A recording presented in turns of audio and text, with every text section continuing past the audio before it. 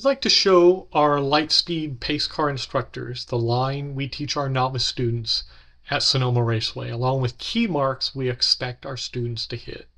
So let's get started. Right now, the car is positioned entering turn 12.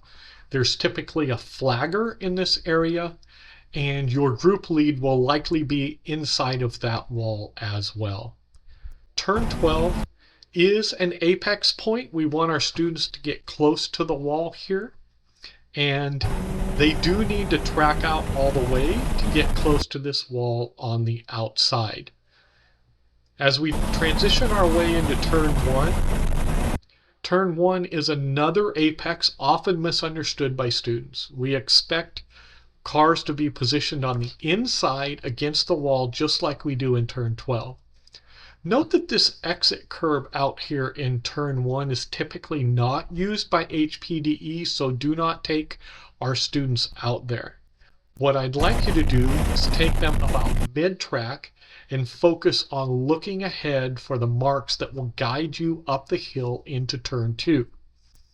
At this point, I'm looking for this white line on the left-hand side of the track. Note that it's worn out, so don't confuse it with this blend line that's for the exit of the pits.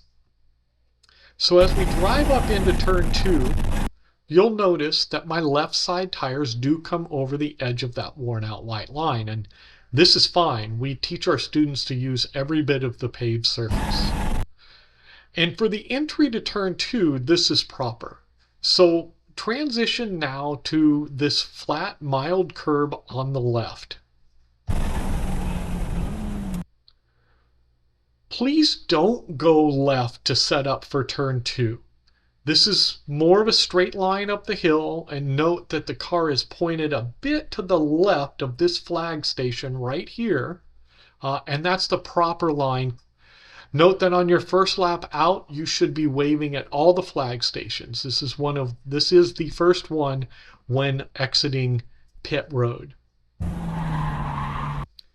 Now, the unique design of this track promotes a bit of an early apex to turn 2, and you'll ride that curb most of the way around. Please feel free to use the curb more than I did here, as the asphalt has become a bit bumpy in this section of the track. So let's track out at turn 2. This is a good time for me to share the philosophy of exit curbs that I share with students. The exit curbs are the safety margin, and this white line that denotes the edge of the track is where we have them track out. For this reason, please don't use the exit curbs in the lead follow sessions. So let's now make our way down into turn 3. This is a common mistake area for our students, and a dangerous one at that. Turning in too early for turn 3 will cause a very early apex of 3A, and if they're not aware of this mistake, it could cause them to drive off the exit of 3A, and we all know there's a wall there. Even if they do realize their mistake, they're going to need to excessively slow their car on the exit of 3A, which is not predictable and surrounding traffic may need to react. I do reference this tire rubber entering turn 3, which illustrates that most cars are still on the right at that point in time. Let's make our way to the apex of turn 3. Again, give a wave to this flagger on your outlap. And once we turn in here, we should pick up the apex curb maybe a little before halfway. Note that I got in this curb a little bit more than I would show if I was pacing the novice group. It's an aggressive curb, and if they get it wrong, it could toss them back into the middle of the track. And we don't want that to happen, because then they're looking at an early apex for 3A again. I think the most critical part of 3 is that we want them to stay along the left-hand side of the track for longer than that curb goes. And I recommend about 10 feet or so before turning in for 3A. Note that I cheated this one a little bit. Again, I'm on a hot lap here. I'm not necessarily pacing the novice group. I would exaggerate this a little bit more when pacing the novice students. When you get to the 3A apex, this is a two-step curb. The first few inches are flat and then it angles up. Many curbs at Sonoma are shaped this way. This brings me to another principle I share with students about apex curbs. The apex curve should be used if they don't upset the car. So this is a great opportunity to show them how you use the flat portion of this curve as you navigate this corner. As a note for our instructors, when you're running in the novice group, please honor this principle rigorously. We don't want to be a do as I say, not as I do type of instructor organization. Yes, many of these angled curbs can help you rotate the car or shave tenths off a lap, but that's not a technique we're encouraging at the novice group. So let's make our way down into the entry for turn 4. Again, please give a wave to that flag station on the right if it's manned on your outlap. Now this is another common mistake area for beginning students. It's overdriving the entry to turn 4. It's braking downhill, so you must brake earlier than what feels necessary. Many times I'll watch from the stands up here while they're on track, and I see students at mid-track on the apex of turn 4. And from what I can see, this isn't because they aren't trying to be disciplined to the line. It's that the car can't get to the apex at the rate of speed they're at. So make sure you're braking early for this corner and make sure you hit that apex every single time. So let's make our way down to the apex. Now, this is a bit of a late turn in for this corner. As usual, get your right side tires up to the white line at the apex. Notice this is not a two-step curb. And then start opening the wheel and track them all the way out. Yes, that track out was too far for a novice demonstration. Please again stay off the curbs. Let's drive our way to the apex for turn 5. Now turn 5 is an apex point, and I see cars in all run groups at various places of the track when they should be down here at the apex. So please make sure you're apexing this curb. And at the pace that we're driving, please track out about 3/4 of the way here, regardless of how you drive this normally at speed. Now as we set up for turn 6, please note that there's a flagger on the right. Again, give them a wave on your outlap. Now there's many schools of thought for entering turn 6, and it's very driver and car dependent. But for the way we teach a novice, it's to enter about 1/3 up the track, 1/3 to 1/2 up the track. While hugging that white line is a properly defensive line and it might work well for you and your car, this is one of the few corners at Sonoma where I get the opportunity to teach throttle steering to balance the car from the classroom. And I don't want them doing it if they're hugging the white line in that corner. So let's drive all the way through turn 6. As you can see, I make my way all the way down to this apex, which is way at the end of turn 6. Now, I share with students that even if they start to work on this corner differently, this apex is the non-negotiable. This is the paramount place where you need to hit. Kicking up a little dust in this corner lets the car behind you know that you did it correctly. So let's track all the way out. After apexing turn 6, we should start opening the wheel and make our way all the way to the edge of the track. This is another area which is commonly difficult for beginners. If they haven't gotten back to the throttle hard and fast enough and started unwinding the wheel, the car doesn't want to go out here. But we need to make sure that we're out here every single lap that we go around the track. Now, as for passing zones, this is the first one after start finish line. Now, obviously, this is only for sessions 3 and beyond for the novice group. So to promote tracking out all the way, we do allow them to point somebody by on the left as they track out. Then, after track out, they can point somebody by on the right-hand side as they make their way over to the wall. At this point, you'll see the turn 7 flagging station. Please, again, give them a wave on the outlap. Note that turn 7 will typically have a checkered flag. Please make sure you don't miss it. Now, we do teach a double apex for turn 7. And I'd like you to do this while you're pacing our novice students. I do share with them in the classroom that heavier, lower downforce cars may benefit from a single apex. But for today, we're going to focus on the double, and as they get more experience, they can try out different things. So as the pace car driver and lead follow, please hit both apexes. Just as I'm going to do here and here. Now notice right about here, I'm pointing the car towards this triangle where the two tracks merge or converge. We do teach going a bit further out in this area of the track here than this imaginary line on the track would indicate we should do. So let's drive up a little bit further to show what this means. You'll see right about here, if I drew this white line to meet up with that triangle where the track converges, you can see that it kind of splits my car in half. And this is where we want our cars to be as they're making it through 7A. So unwind and let them get out to this area.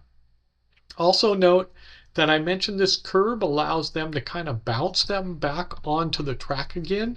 And by doing all that, it allows them to get a better exit out of 7A by being able to start unwinding that wheel earlier and getting back to the throttle faster. So let's navigate our way down to turn 8 here. We obviously apex here. And I do want to take a moment to talk about this access road on the right. This is a key location on the track for them to position the car. Bottom line, I don't want them jumping these curbs, but they should go over them to the point where they feel them in the car. Too far to the left and they're poorly set up for the entry to turn 8, and jumping the curbs can really upset some cars and potentially damage the suspension or subframe. So we don't want to teach that. Now entering turn 8, there's a flag station again on the right hand side here. Give them a wave on your outlap.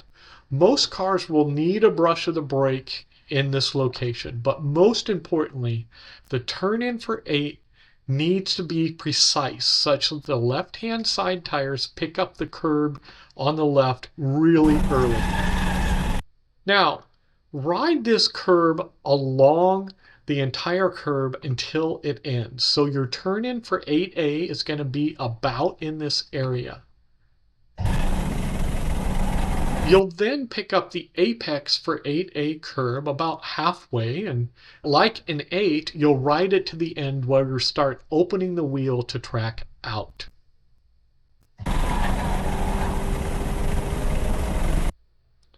So, as instructors, I'm sure you're aware of how difficult it is to get students to track out in 8A. It's difficult because it's blind. However, as instructors, we need to be doing this perfectly every lap. And I do mention to students that if they realize that they didn't open that wheel early enough in 8A, please don't drive the car or steer the car out to that curb. Just rather remember it for the next lap. What we want to avoid is having our students steering to points on the track where they know they should be. It becomes very unpredictable for other people on the track. So let's make our way into turn 9 here. As you're entering turn 9, you'll notice that there's a flagger on the right, and turn 9 is a simple one. We're on the left-hand side of the track after tracking out at 8A. So for 9, the car just naturally wants to push out just a little bit, and then it comes right back to the left-hand side of the track again. So as you're entering turn 10, there's a flagger in the wall straight ahead. And for turn 10, at least at the novice level, I don't necessarily teach using this curb on the left. It's corrugated, it's loud, it sometimes bothers students to be on it. But your left-hand side tires should be on the white line on the left. Now, for novices, the braking for turn 10 is mostly in a straight line. This isn't the place where we should be teaching a novice how to trail brake their car. So depending on the signage at the track, your marks may be different, but please understand what the marks are on your first out lap so you can share it with students when you talk to them. In this particular case, I'm going to point the car towards the A in Toyota as I begin to brake the car for the turn in for turn 10.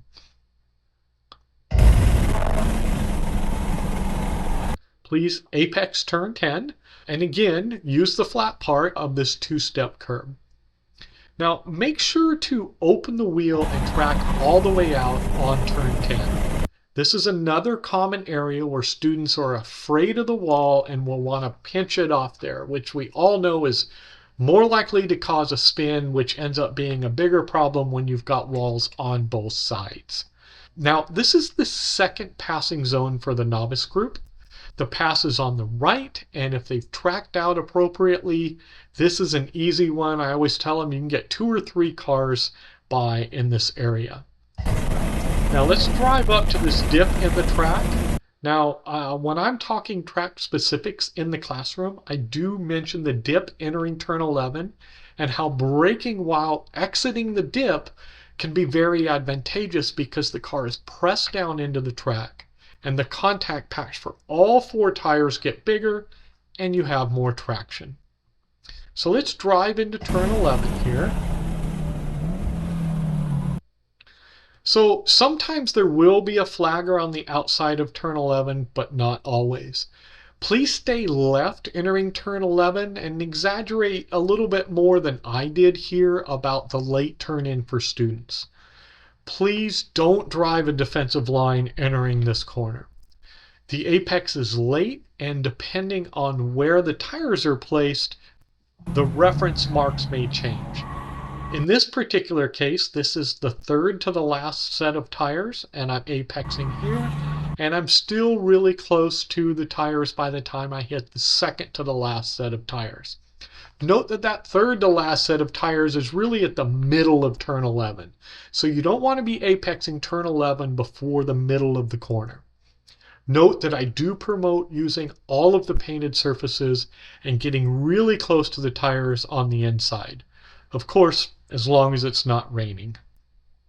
Now let's track out all the way at turn 11. Now the exit of turn 11 is our next passing zone. And we do allow a point by on the right here before setting up for turn 12. Then, as they set up for turn 12, the point by is on the left. I really don't like this passing zone, and I share this with the students in the classroom that there is risk in passing in areas with walls on both sides. So very clearly, if somebody's pointed somebody by on the left in this location, they have to give them room at the turn 12 apex. And then the same if they pointed them by on the right on the exit of 12, if they haven't completed the pass, they can't track out all the way to the wall. So cooperation is very key in this portion of the track. Now in setting up for 12, note that we typically don't track all the way out to the right. It's mid-track for the most part. If cars find themselves all the way out to the right in this area, it's usually because they did so because they either pointed somebody by on the left or just did track out all the way at 11. So that's a lap around Sonoma and how we teach our novice students. If you have any questions, my name is David Killian. You can find myself, Edgar, T-Mark, Mario, or any of the other Lightspeed instructors at the events. We're happy to talk to you about any of these particulars at the track. So, thank you for watching.